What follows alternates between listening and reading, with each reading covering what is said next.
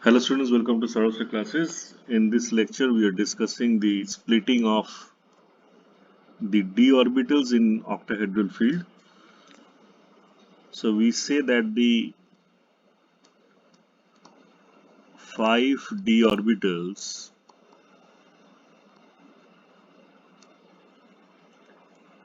are degenerate, that means of same energy,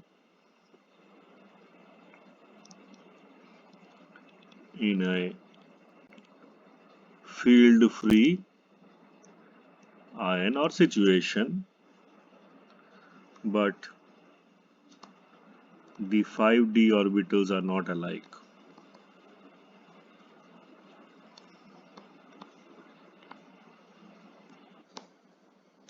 When we say that, we mean that the three orbitals dxy, dyz, dxz, their four lobes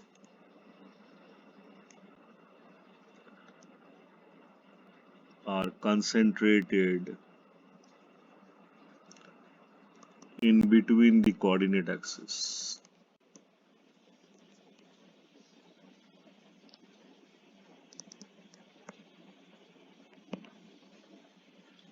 Say we want to write dxy.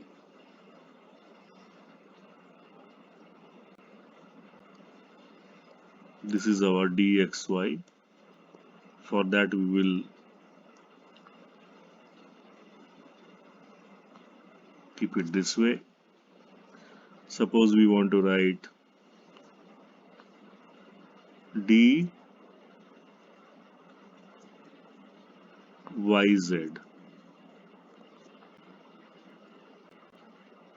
That is how we will draw the orbitals.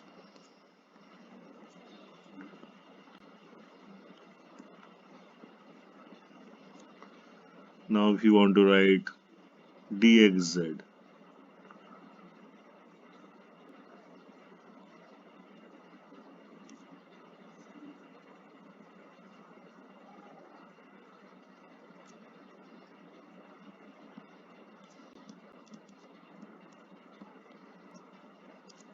that is how we will be writing the orbitals. Okay. Now for the dx square minus y square, it has lobes along x and y axis. The dz square, it has two lobes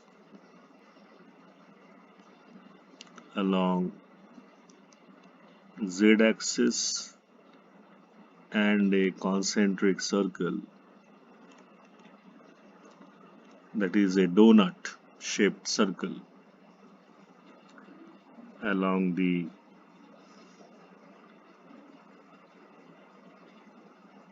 xy plane. Okay, around the nucleus.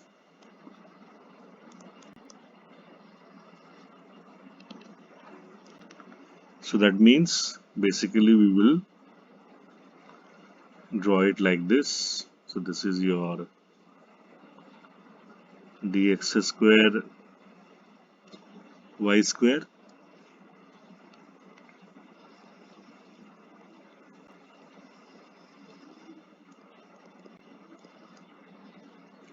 whereas the dz square is something like that.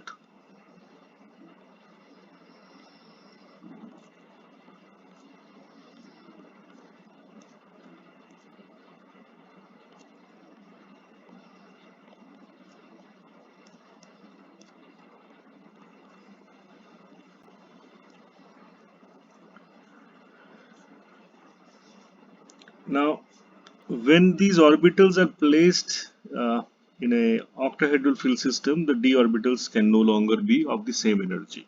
Okay. So if they were of the same energy, say when it is a free ion, as you place them around a ligand approaching, then all the energy will be raised initially. So at this situation, the metal d orbitals are not able to understand whether the approach is octahedral or any other geometry. So they are just raised in energy. We are calling this as to be the spherical field.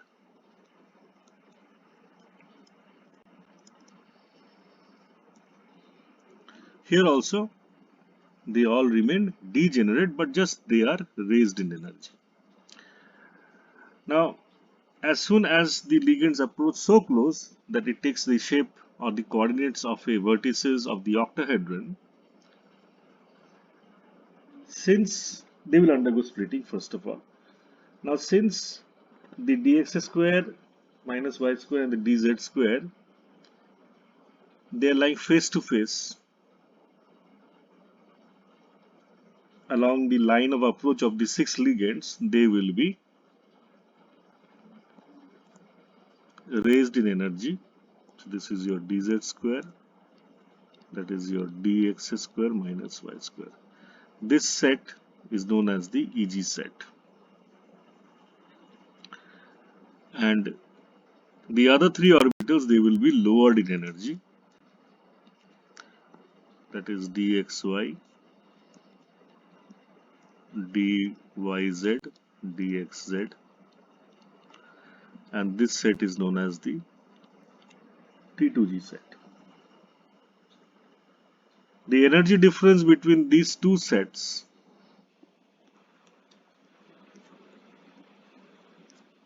is called or given the symbol delta.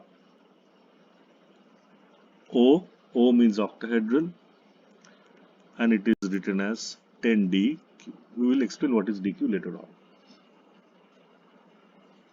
So this is the measure, delta O is the measure of the strength of the crystal field operating on the central metal ion. Delta O is the separation between the two sets T2G and EG, and it is called the crystal field splitting parameter,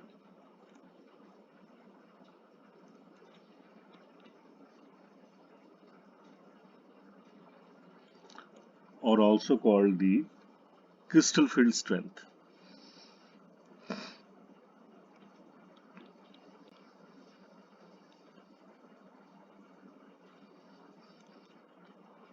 Okay. Now, since the pre-splitting center of gravity is to be maintained, the EG set has to go up this barycenter by say X amount of energy, and the T2G set has to go down by say Y amount of energy. And if we say E is the energy of each electron prior to the splitting, okay, because there are 5 orbitals, so that means 10 electrons in total, we will say 10E equal to 4E plus X.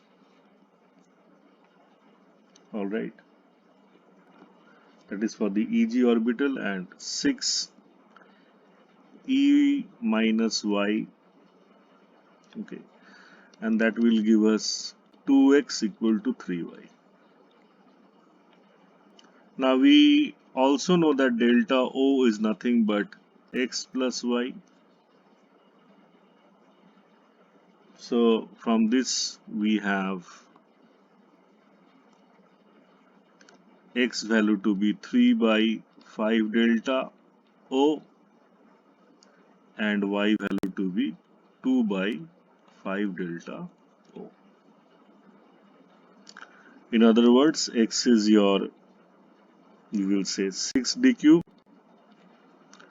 and the Y becomes your 4d cube.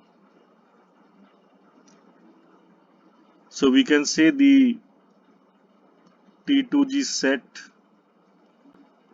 is stabilized by minus 4d cube, or one can say 0.4 delta O,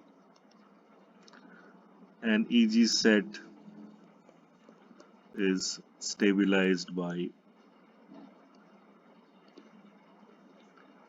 plus destabilized, okay, by plus 6d cube or plus 0.6 delta O. Okay. Now here the symbol T2G indicates triplet orbital degeneracy.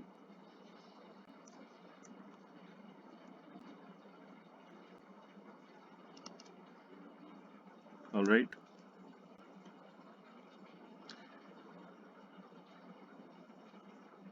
That is threefold degeneracy.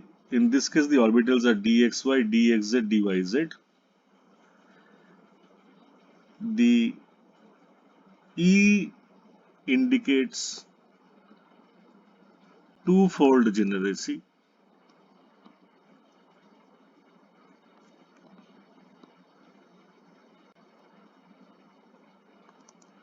Twofold degeneracy, and in this case we are talking about dx square minus y square and dz square. The G subscript stands for Girard, and why we are using this Girard term? Girard also means even,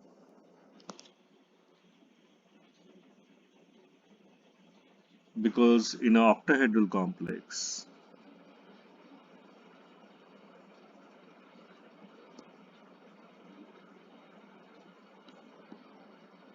the metal ion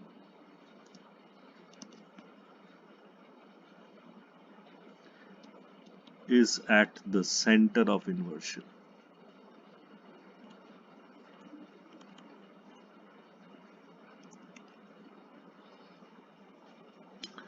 But in a tetrahedral field, as you will see later on, that since it has no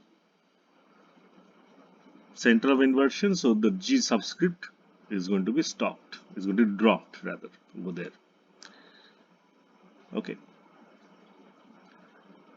So in the next phase, we will be learning how to calculate the crystal field stabilization energy for various Dn electronic configurations.